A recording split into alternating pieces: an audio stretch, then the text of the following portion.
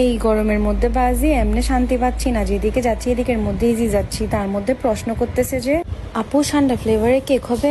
ওমা, ঠান্ডা ফ্লেভারের কেক আবার কি? আমাকে আরও বলতেছে যে 2 লেয়ারে 2টা ঠান্ডা দিতাম আর ফ্লেভার অ্যাড করতাম বলে ঠান্ডার তেলের। আমাকে দেখি কি আপনাদের থেকে ঠান্ডা ব্যবসায়ী মনে হয়? ভাই সুন্দর করে কেকের ব্যবসা করতেছি যে আপনাদের থেকে ভালো লাগতেছে না? আমি ঠান্ডা পাবো কোথায়? আমি কি সৌদি আরবে থাকি? আমি থাকি বাংলাদেশে। আমার ভাই কোনো কফিলও নাই, যার জন্য আমি ঠান্ডা খুঁজবো। আমি নিজেই আমার কফিল, এখন আমাকে ঠান্ডাকে খুঁজে দিবে আপনার জন্য?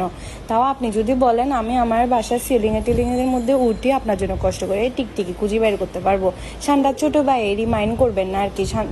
ঠান্ডার ছোটো ভাইয়ের কে আমি সুন্দর করে ফ্রাই করি, ওটা তেল বাইর করি, আপনাকে ওইটা দিয়ে কেক বানিয়ে দিতে পারবো। এই গরমে বাস দিয়ে যেমনে পাত দিছে এমনি ডাইরেক্ট সিদ্ধ হয়ে যাচ্ছি। তার মধ্যে আপনি মস্কারি করার জন্য আমাকে পাইছেন। আমি কি সুন্দর এক্সাইটেড হয়ে গেছি, একটা কেকের অর্ডার পাবো, যাই দেখতেছি আমার সাথে মস্কারি করতেছে। কি বলে ঠান্ডা ফ্লেভারের কেক দিতাম? হ্যাঁ, আমি ঠান্ডা কোথায় পাবো? এগুলো কোনো ফাইজলামি না, এগুলো কোনো কথা? মানুষের তো ফেরত হইতে পারে আপনাদের থেকে ঠান্ডা ফ্লেভারের কেক।